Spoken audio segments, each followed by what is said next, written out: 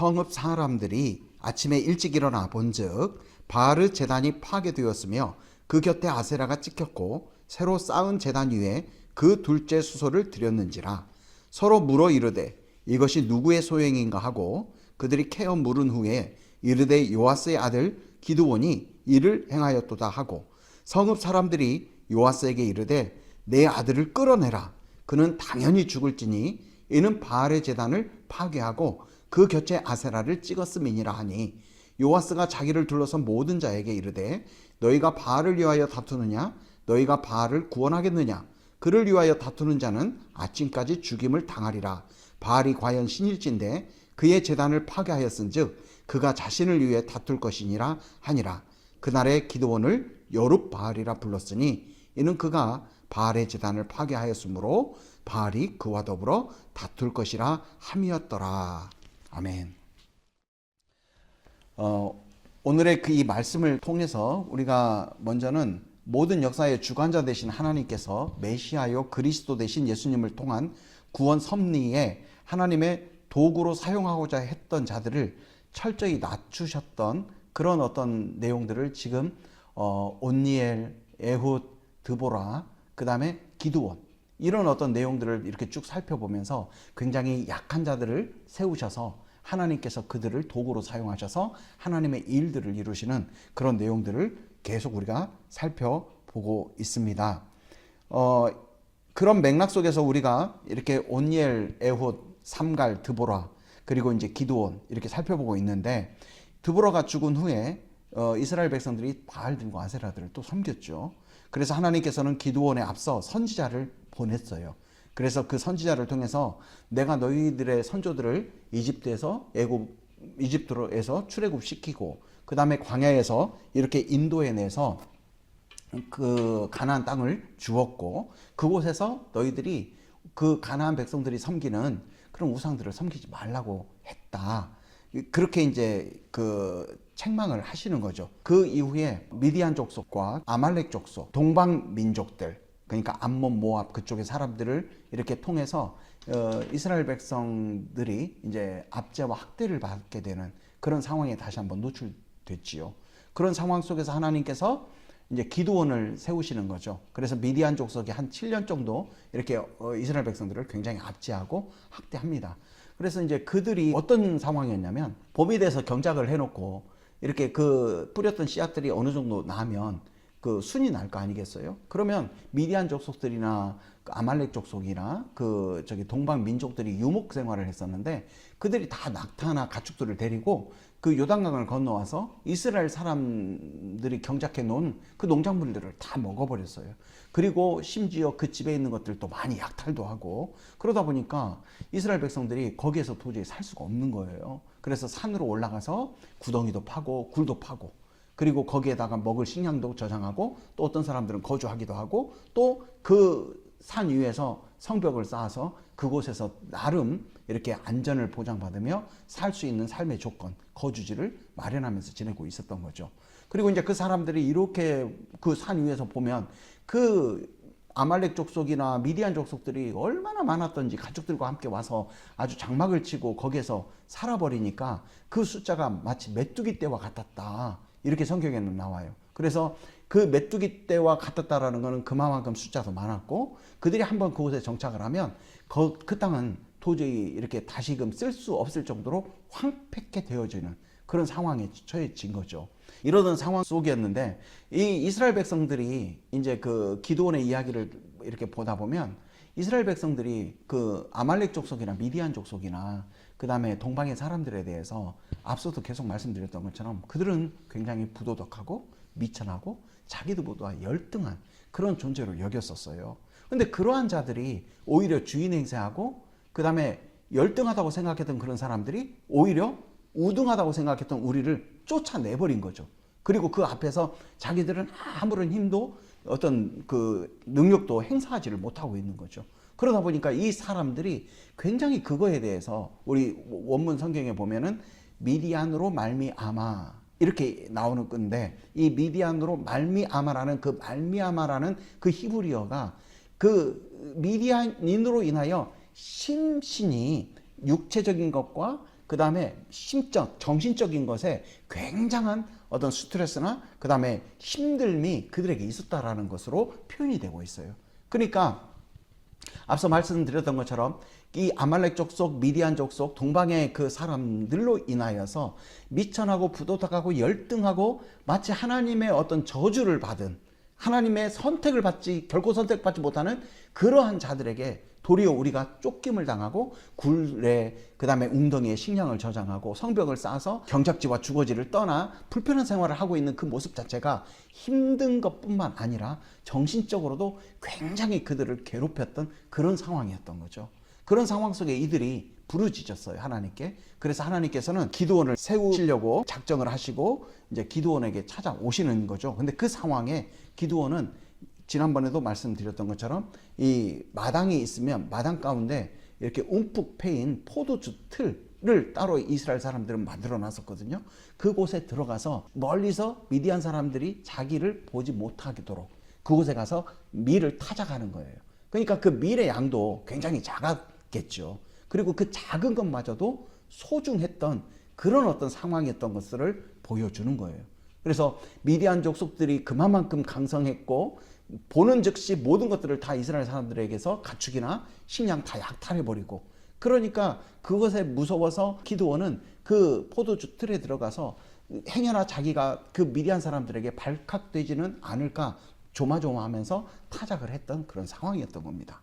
그랬었는데 이 여호와의 사자가 므낫세 지파의 한 자손인 아벨에스 사람으로 기드온의 아버지 요아스가 살고 있었던 오브라라는 그 동네에 이제 오게 돼요. 그리고 나서 그런 기드온을 이제 만나면서 기드온과 함께 이야기를 합니다. 그 무슨 이야기를 하냐면 기드온에게 그런 이야기를 하죠. 강한 용사여, 큰 용사여 그러는데 강한 용사여, 여호와께서 너와 함께 계시도다 이렇게 쓰이는데 여호와께서 너와 함께 계시니 네가 강한 용사이다 이렇게도 번역이 가능해요. 기드온에게 여호와께서 너와 함께 하시니 너는 강한 용사이다 이렇게 이제 여호와의 사자가 말씀을 해 주셨죠.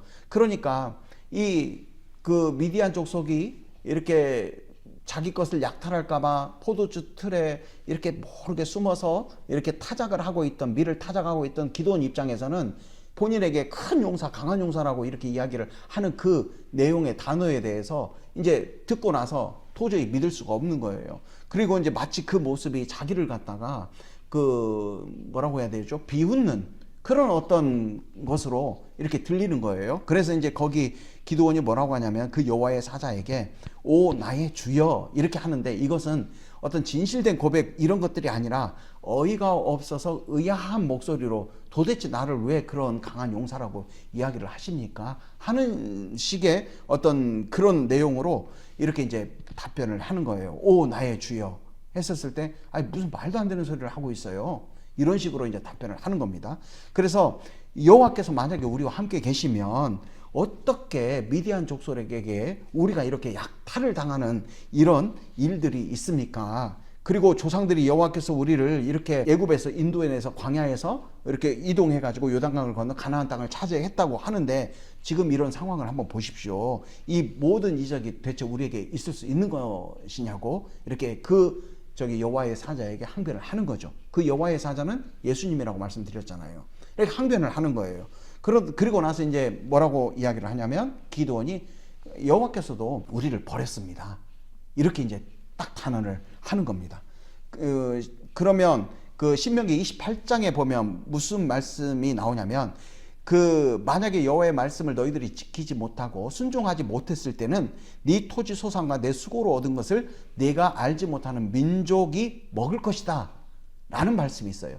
그러니까 그런 어떤 말씀을 가지고서 이 기드온이 그 여호와의 사자가 큰 용사여 강한 용사여 여호와께서 너와 함께 계시도다 이야기했었을 때 아이 도대체 우리의 상황을 보시면 그런 말이 나오겠습니까? 대체 무슨 소리입니까? 그리고 우리는 이미 여호와로부터 버림받은 그런 존재예요. 여호와는 우리를 더 이상 지키지 않는 그런 상황입니다. 해서 그 기드온이 고백했던 그 내용들을 통해서 이 이스라엘 백성들 그 구덩이에 식량을 숨기고 굴에 식량을 숨기고 살고 있던 그들이 얼마만큼 정신적이고 육체적으로 피폐해 있고 그 다음에 패배감과 좌절감 속에 있었는가를 우리가 볼 수 있는 거죠. 그래서 그런 상황에 있던 그들에게 여호와께서 다시 한번 말씀하십니다. 기드온아, 내가 너를 보낼 것이니 너는 가서 너의 힘으로, 이렇게 나오는데, 내가 너에게 주는 그 힘으로 이스라엘을 미디안의 손에서 구원하라, 이렇게 말씀하는 거예요. 그러니까 그 기드온이 뭐라고 하냐면, 주님, 내가 무엇으로 이스라엘을 구원하겠습니까? 나는 아벨 에셀 사람인데 굉장히 그 미약한 그런 가문이고, 그 다음에 아버지의 자녀들 중에서도 가장 작은 자, 이 작은 자라고 나오는데 하찮은 그런 사람입니다. 그런 내가 어떻게 당신의 말처럼 이스라엘을 미디안의 손에서 구원할 수 있습니까? 아직 그 기드온은 그 말하고 있는 상대가 여호와의 사자 성자 예수님인지는 모르는 그런 상황인 거죠. 그런 이제 고백을 합니다. 그러다 보니까 이제 그 여호와의 사자가 기드온에게 내가 반드시 너와 함께 하리니 네가 미디안 사람 치기를 한 사람 치듯 할 것이라, 이렇게 이제 이야기를 하십니다. 그래서 기드온은 만일 내게 말씀하신 분이 여호와 하나님이시고 저에게 여호와 하나님의 능력으로 구원할 것이다라고 말씀하셨던 것이 사실이라면 저에게 표징을 보여주십시오, 이렇게 이야기를 해요. 그리고 그 표징에 대해서 이야기를 할 때 뭐라고 하냐면, 제가 예물을 가지고 와서 당신에게 이렇게 드릴 텐데 그 드리는 그때까지, 재물을 가지고 오는 그 순간까지 떠나가지 마시고 여기에 꼭 계십시오, 이렇게 이야기를 하는 거죠. 근데 여기에서 중요한 단어가 뭐였냐면 예물인 거예요. 재물. 그러니까 그 여호와의 사자가 이 강한 자여, 내가 너와 함께 할 것이다, 그리고 내가 주는 그 힘으로 네가 미디안 사람을 이렇게 쳐부술 수 있다, 그러니까 너는 여호와 하나님의 그 도구로 이렇게 사용될 것이다, 이런 말들을 계속 이렇게 하니까 이 기드온이 말하고 있는 사람이 혹시 여호와의 사자인가? 정말 그 사람인가? 이런 생각이 들었던 거죠. 그래서 그 기드온이 뭐라고 하냐면, 제가 예물을 가지고 올 테니까 당신 어디 가지 말고 꼭 여기 있으십시오, 그리고 그것으로 표징을 삼겠습니다, 이렇게 하는 거죠. 근데 그 예물이라는 그 히브리어가 미느하라는 히브리어인데, 이거는 저기 창세기에 아벨이 그 양의 첫 새끼와 그 기름으로 하나님 앞에 제사를 드렸을 때 그 제물을 드렸다라는 그 표현의 단어와 똑같은 거예요. 그러니까 이 기드온이 내가 예물을 가지고 지금 오겠습니다 라고 했던 거는 뭐냐면, 그 이야기가 되어지는 상황 속에서 그 자신 앞에서 네가 내가 주는 힘으로 저기 강한 용사이고 내가 반드시 너와 함께 하니까 강한 용사고, 너는 내가 주는 그 힘과 능력으로 미디안에게 가서 이스라엘 백성을 구원하라 라고 말씀했던 그 분이 정말 하나님께서 죄인들을 구원하기 위해 이 땅에 오신, 이 땅에 보내주신다고 하는 그 메시아, 그분인가라는 생각이 있었을 수 있다라는 거죠. 그래서 성경에는 다른 제물이나 이런 제사, 이런 부분에 있어서 미느하라는 단어가 한 번도 안 쓰였어요. 오로지 한 번 딱 쓰인 건 뭐냐면, 그 아벨이 하나님 앞에 제사를 드릴 때에 양의 첫 새끼와 그 기름으로 제사를 드렸고 그 제물을 하나님이 열납하셨다 했었을 때 그 제물 미느하라는 단어가 거기에 쓰였는데, 이 기드온이 그 단어를 가지고 제가 그 예물을 가지고 오겠습니다 라고 이야기를 하는 거죠.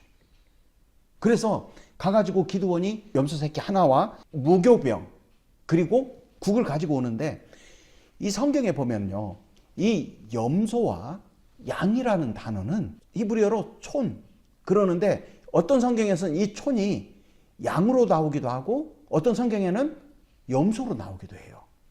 그 레위기를 보면 1장 2절에 너희 중에 누구든지 여호와께 예물을 드리거든 가축 중에서 소나 양으로 예물을 드릴지니라, 하나님께서 말씀하셨어요. 그리고 그 이후에 하나님께 드려지는 예물인 그 소에 대해서 설명을 쭉 하거든요. 그리고 나서 소에 대해서 설명을 했으니까 또 무슨 설명을 하겠어요?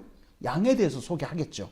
근데 레위기 1장 10절에 보면 만일 그 예물이 가축대의 양이나 염소의 번제이면 흠없는 수컷으로 드릴지니라 이렇게 나와요. 그러니까 레위기 1장 2절에서 너희가 하나님께 번제로 드릴 예물은 소나 양이다 이렇게 해놓고 소에 대해서 예물이 되는 소에 대해서 설명을 하고 그 다음에 레위기 1장 10절에 뭐라고 나오냐면 그 양에 대해서 설명을 하는데 양과 염소를 같이 이야기를 하고 있는 거예요.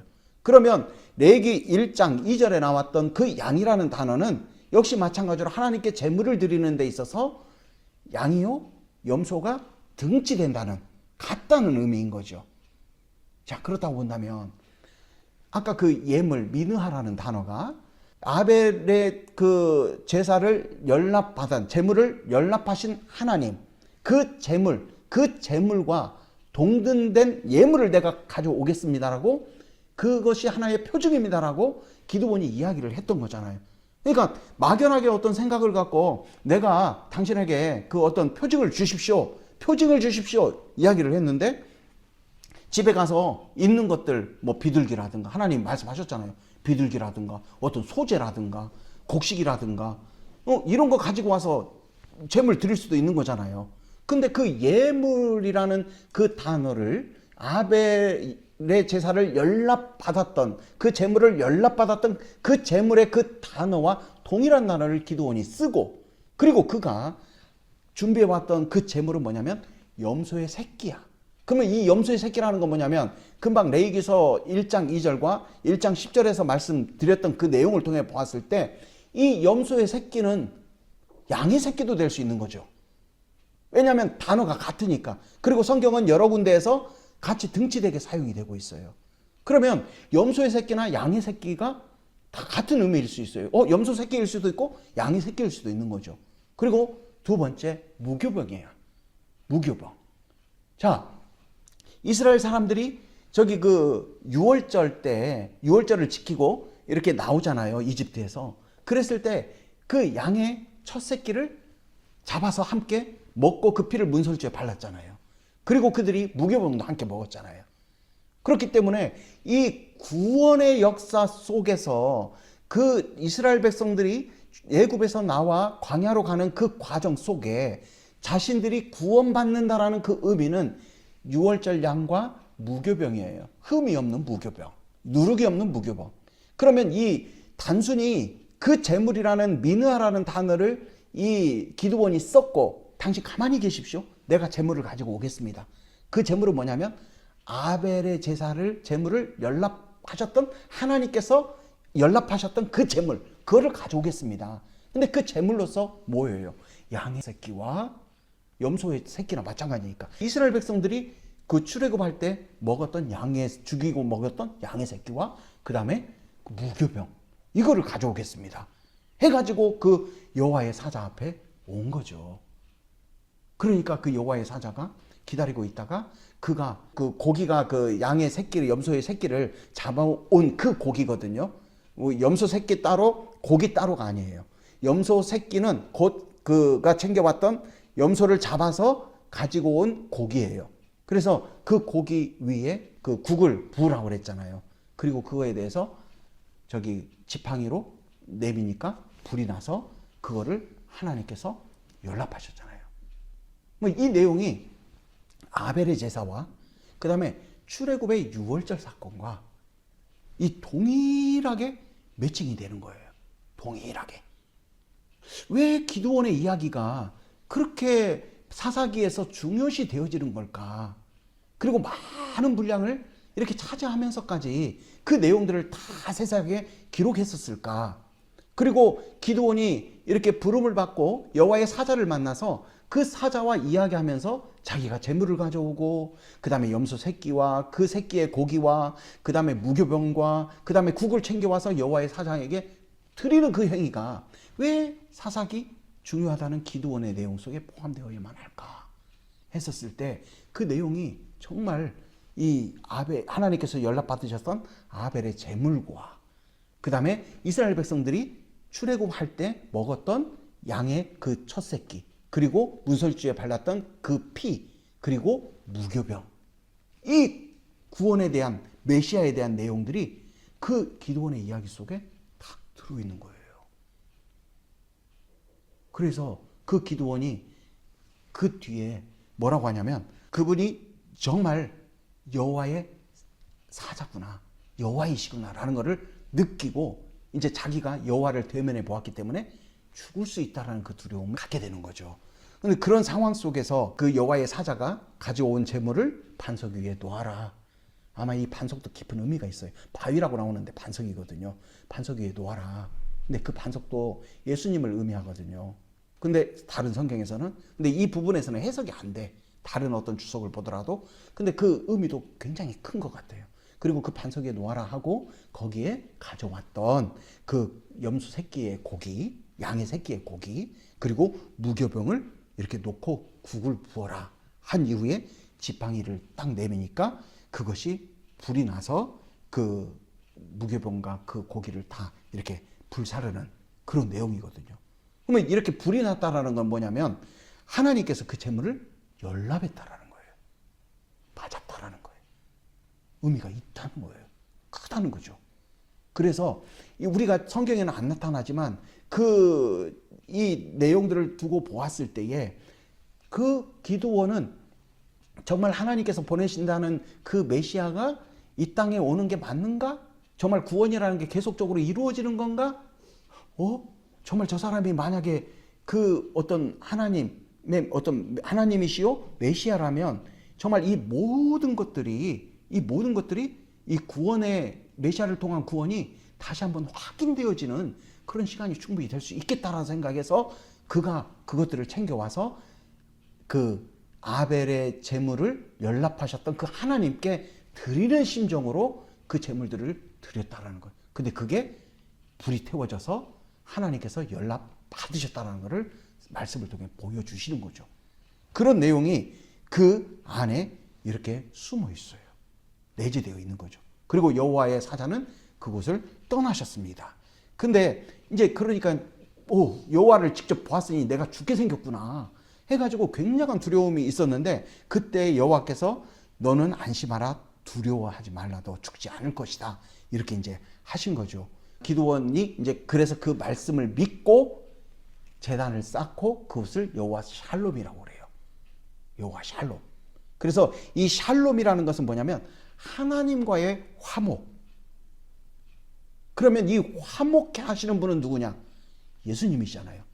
하나님과 인간 사이를 화목해 하시는 분은 하나님이 말씀하신 그 메시아, 그분밖에 없는 거예요. 그러니까 기드온이 내가 죽지 않고 살았다 해서 여호와 샬롬 이렇게 한 게 아니라 그 하나님께서 말씀하셨던 그 메시아에 대한 그 약속이 정말 죄인을 구원하시기 위해 이 땅에 오시는 그 메시아가 하나님과 인간을 화목해 하는, 그래서 여호와 샬롬이 이루어지는 온전한 삶이 회복이 되는 그런 어떤 부분들에 대한 그 믿음의 고백을 그를 통해서 하게 하셨다라고 볼 수 있는 거죠. 그래서 민수기 6장 24절에서 26절에 보면 그 샬롬에 대한 내용이 나오는데 뭐냐면 여호와는 내게 복을 주시고 너를 지키시기를 원하며 여호와는 그 얼굴을 내게로 향하여 드사 평강 주시기를 원하노라 했었을 때 여기서 평강이 샬롬이에요. 그래서 하나님께서 그 죄로 타락한 그 인간에 대해서 예수 그리스도를 통해 구원하시겠다라고 말씀하신, 그리고 그것이 곧 너희들에게 세상의 그 어떤 것과도 비교할 수 없는 큰 복이라는 것, 그로 인하여 너희들은 여호와의 샬롬을 경험할 것이다 라고 말씀하셨던 그 샬롬이 바로 이 신명기에 나오는 평강이고, 그 다음에 기드온이 제단을 쌓고 이름을 붙였던 샬롬이라는 그 의미인 거죠. 그 내용으로 쭉 이어져요. 이 내용을 또 예수님께서도 혹은 사도 바울도 이야기를 해요. 로마서 5장 10절에서 11절 보면 우리가 원수 되었을 때에 그 아들의 죽으심으로 말미암아 하나님과 화목하게 되었은즉 우리 주 예수 그리스도로 말미암아 하나님과 화목하게 되었느니라. 그러니까 여호와의 샬롬이라는 것이 단순히 아이고 내가 여호와를 대면해서 이렇게 죽게 생겼는데 내가 죽지 않았구나 이런 개념이 아니라 아까 말씀드렸던 미느아라는 그 재물과 그 다음에 기드온이 챙겨왔던 그 제물로서 양의 새끼, 염소의 새끼와 그 다음에 무교본과 그 다음에 국, 이런 모든 것들이 다 메시아를 통해 죄인을 구원하기 위한 하나님의 그 모든 내용들이 아직까지도 우리에게 유효한가 했었을 때 그게 유효하다라고 하나님께서 보여주신 것이고, 그로 인하여 너희들이 어떤 상황, 어떤 환경, 심지어 우상을 섬기고 그 다음에 그렇게 다른 길로 빠졌을지라도 하나님께서 선택한 자들에게는 계획했던 그 구원의 계획이 결코 중단되지 않는다라는 것을 이 기도원의 그런 내용을 통해서 보여주시고 알려주시는 그런 내용인 거죠.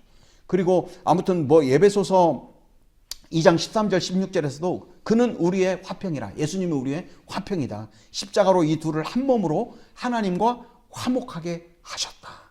해서 지금 여호와의 샬롬이라고 이름 붙였던 것이 여호와는 평화이시다. 아이고, 내가 여호와를 대면에 이렇게 보았는데 죽지 않고 나를 살려주신다니, 안 죽게 해주시다니 감사합니다 해서 제단을 쌓은 게 아니라는 거예요. 여호와 샬롬은 하나님께서 예수 그리스도를 통해 인간과 그 다음에 그 하나님과, 죄인된 인간과 의로우신 하나님, 이 내용을 화목케 하셔서 평강 주시는 그 상황이 여호와의 샬롬인 거죠. 그러니까 기드온이 했던 거는 내가 죽지 않고 살아서 여호와의 샬롬이 아니라 정말 예수 그리스도를 통해 구원하기 위한 하나님의 그 메시지, 말씀, 계획, 성취, 이 모든 것들이 정말로 이 땅 안에서 이루어지는 것이 맞습니다 라는 그 고백을 하나님께 드렸던 거예요. 그리고 그 기드온에게 이제 하나님께서 그 명령을 하셔요. 오늘 읽었던 말씀처럼. 그래서 이제 무슨 명령을 하냐면 그 아버지 요하스의 그 산 위에 있는 바알의 제단, 이거를 다 무너뜨려라. 그리고 그 옆에 있는 아세라 목상을 찍어라. 그리고 아버지 집에 있는 7년 된 둘째 숫소 나오는데, 이 둘째는 그냥 1, 2 해서 그런 어떤 둘째 숫소가 아니라 살찐 숫소가 맞아요. 그 히브리어가 그 살찐이라는 뜻과, 그러니까 한 단어가 두 가지 의미가 있는 거죠. 둘째라는 뜻이 있고, 근데 살찐, 7년 된 살찐 숫소, 이게 맞는 거예요. 이 7이라는 것도 뭐냐면 완벽한 거잖아요. 흠이 없다라는 거거든요. 아까 말씀드렸던 것처럼 하나님께 번제로 드릴 때 그 숫소를 드려라라고 했잖아요. 흠 없는 숫소. 근데 이 7이라는 숫자가 흠이 없다라는 뜻이고, 그 다음에 거기에서 둘째는 그냥 둘째가 아니라 살찐 그 숫소를 가져다가 거기에 제단을 쌓아서, 무너진 바알의 제단과 제단 위에 새롭게 제단을 쌓아서 그 숫소를 드리는데, 그 드리는 데 있어서 네가 찍었던 아세라 목상을 가져다가 태워라. 이렇게 이제 하나님께서 그 기드온에게 명령을 하셨습니다. 근데 이스라엘 백성들이 그 숫소를 드릴 때는 두 가지 상황이 있어요. 두 가지 상황. 제물로 번제로 드리게 되는데, 첫 번째는 뭐냐면 대제사장이 부지 중에 죄를 범했을 때 숫소를 드려요. 숫소 한 마리. 그리고 그 소가 숫소, 그 다음에 제물 중에 그 양, 염소, 그 다음에 비둘기, 그 다음에 소재가 있잖아요. 그렇게 있는데 이 크면 클수록 뭐라고 해야 될까요? 죄의 무게, 이런 것도 커요. 근데 아무튼 대제사장이 이 숫소를 드리는 경우는 대제사장이 부지 중에 죄를 범했을 때 숫소를 드려야 돼. 한 마리. 그리고 또 하나 똑같은 숫소를 드려야 되는 때가 뭐냐면 이스라엘 백성들이 전체가 범죄했을 때 숫소를 드려야 돼요. 그러니까 대제사장이 범죄를, 부지 중에 범죄했을 때 숫소를 드리고, 이스라엘 백성들이 죄를 범했을 때 숫소를 드려야 돼요. 이게 레위기 4장에 나와요. 근데 그렇게 되는데 그 숫소를 하나님께서 뭐라고 말씀하시냐면, 기드온아, 네 아버지의 그 7년 된 살찐 숫소, 흠없는 아주 좋은 숫소를 가져와서 드려라. 번제로 드려라. 이렇게 말씀하시는 거예요. 이건 무엇이겠어요? 바로 이스라엘 백성들이 바알을 섬기고 아세라 목상을 섬겼던, 하나님을 떠났던 그것에 대해서 전체적으로 회개, 시켜주시는 거죠. 그리고 이스라엘 백성들 입장에서는 요즘 흔한 말로 회개 당하는 거죠. 이런 상황이 이렇게 나타나고 있는 거예요. 그래서 기드온이 이제 그것에 대해서 순종을 해요. 그래서 그 중에 그 자기 10사람을 데리고 밤에, 왜냐하면 그 오브라 성읍의 사람들은 다 바알들과 아세라 목상들을 섬겼고 있었어요. 이스라엘 사람들이었는데 다 섬기고 있었기 때문에 낮에 사람들을 데리고 그 제단을 헐면 와가지고 그 제단을 헐 수가 없는 거예요. 뭐 어떤 사람들은 겁이 많아서 그랬다 그러는데 제가 보았을 때는 지혜로워서 그 시간을 밤으로 선택한 것 같아요. 그래가지고 밤에 10사람을 데리고 가서 바알의 제단을 다 부숴버리고 그 옆에 있는 아세라 그 상들도 다 회파를 시킵니다. 그래가지고 새로 쌓은 거기에 제단에 살찐 수소가 드리고 그 다음에 그 드리는 데 있어서 아세라 목상 찍었던 아세라 목상을 그 재료로 이렇게 써가지고 이렇게 번제로 드리는 그 일이 있었어요. 근데 이제 다음날 아침 일찍 일어났더니 오브라 성의 사람들이 딱 이렇게 산꼭대기를 보니까 아주 그 바알 제단이 다 그 무너져 있고 그 아세라 목상도 다 찍혀서 막 그 태워져 있고 어느 누군가가 숫소를 번제로 드린 그런 상황이 보여진 거예요. 그래가지고 그 사람들이 아주 누가 그 일을 행했는지 집요하게 이 히브리어 성경에 보면 집요하게 아주 찾았어요. 그만큼 이 마음이 어디로 가 있냐면 우상에 가 있었고 그 다음에 우상을 섬겼던 이유가 말씀드렸던 것처럼 자기 재물에 대한 집착, 어떤 성공에 대한 집착 이런 것들을 가지고서 눈에 보이는 그런 우상들 그런 것들에 의존하면서 그렇게 살았던 거죠. 그래서 누가 대체 이거를 부셨냐. 우리에게 풍요를 주고 그 다음에 번영을 주는 이 모든 것들을 누가 다 부셨냐 하면서 집요하게 찾았는데 그 사람이 다름 아닌 그 기드온이라는 사실을 이제 알게 되죠. 그래서 요아스에게 네 아들 네가 저렇게 바알 제단을 다 붓고 아세라 목상을 찍어서 이렇게 수소를 하나님께 번제로 드리는 그런 일을 했는데 빨리 그 아들을 끌어내면 그를 반드시 우리가 죽일 것이다 이렇게 이제 이야기를 해요. 근데 이제 그 참 아이러니컬하게도 그 바알의 제단 혹은 아세라 목상 그곳이 다 기드온의 아버지 요아스의 것이었죠. 참 그게 아이러니예요. 근데 아무튼 요아스의 것이었는데 나중에 이 요아스가 바뀌어요. 그러니까 이제 그 오브라 성읍의 사람들이 와가지고 네 아들 빨리 끌어내라. 그는 마땅히 그 제단을 헐었기 때문에 우리가 그를 갖다가 죽일 것이다. 그러니까 이제 그렇게 이야기를 하니까 결론적으로 뭐냐면 내주지 못한다. 그리고 만약에 바알이 살아있는 신이라면 바알 제단을 부순 기드온에 대해서 이러쿵저러쿵 해가지고 그를 어떻게 해야든지 할 것이지 우리가 그렇게 내가 너희들에게 내 아들을 도저히 내어줄 수 없다 이렇게 이제 이야기를 하는 거죠. 그래서 이제 사람들이 그 간 사이에 이 기드온이 왜 바알 제단을 헐었고 아세라 목상을 찍었고 그 다음에 7년 된 그 살찐 수소를 제단을 다시 쌓아서 거기에 드렸는지에 대해서 이 아버지 요아스에게 설명을 했을 것이다 라고 나오는 거죠.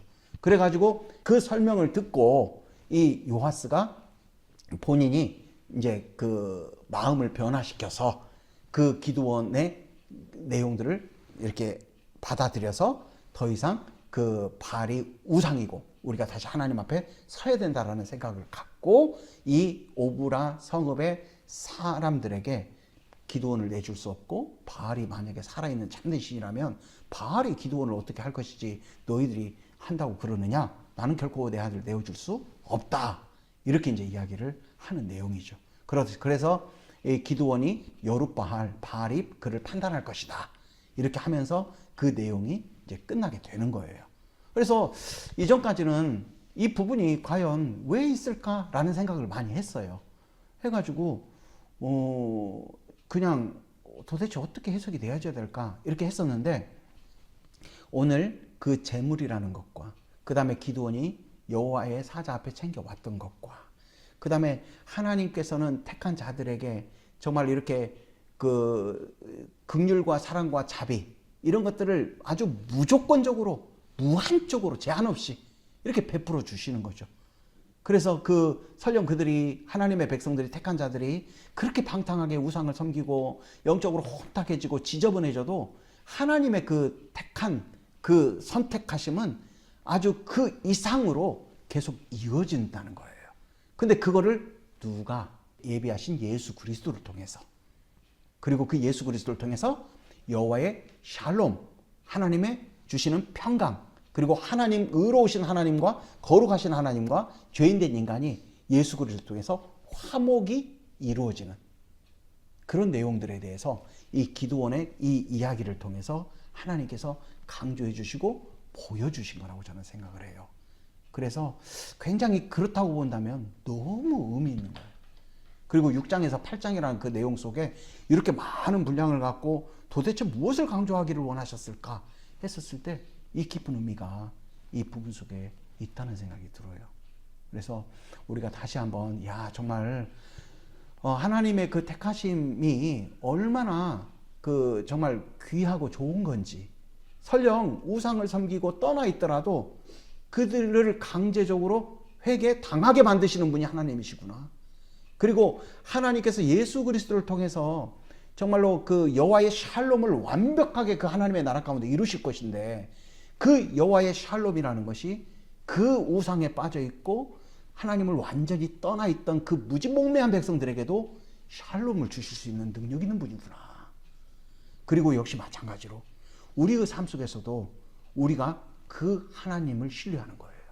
그렇기 때문에 우리의 모습, 우리의 어떤 그 부족함, 또 내가 하나님 앞에 이렇게 어떤 기도를 하는데도 이런 기도 해야 되나 말아야 되나 하는 그런 어떤 이런 어떤 부족한 상황 속에서도 그런 것들이 중요한 게 아니라 하나님의 뜻이 중요하고 선택이 중요하고, 그 다음에 뜻하시고 그 다음에 계획하신 그 모든 것들을 완벽하게 이루셔서 우리로 하여금 하나님의 자녀됨, 그리고 이 땅 안에서 여호와의 샬롬을 경험하게 만드시고, 그리고 그 종국에는 그 여호와의 샬롬을 완벽하게 이루어 가시는 분임을 정말 아주 굉장히 강하게 다 보여주고 있는 거예요.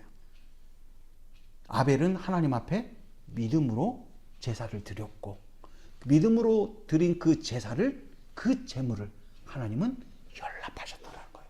우리 안에 예수 그리스도가 정말로 그 제물로서 존재하는지, 그렇다고 본다면 우리는 우리의 삶 속에서 여호와의 샬롬을 이루실 그 하나님을 바라보는 것이고, 때로는 샬롬이 이루어지지 않는 그런 상황 속에서는 정말로 이 모든 것들까지도 완벽하게 예수 그리스도를 통해서 성취하실 그 여호와의 샬롬이 이루어지는 하나님의 나라를 제가 소망합니다. 고백할 때에 하나님께서 정말 그 하나님의 깊은 세상을 향한 뜻이 다시 한번 내 안에, 우리 안에 세상 가운데 이루어지는 것들을 경험하며 매우 기뻐하시고 즐거워하실 거라고 확신합니다.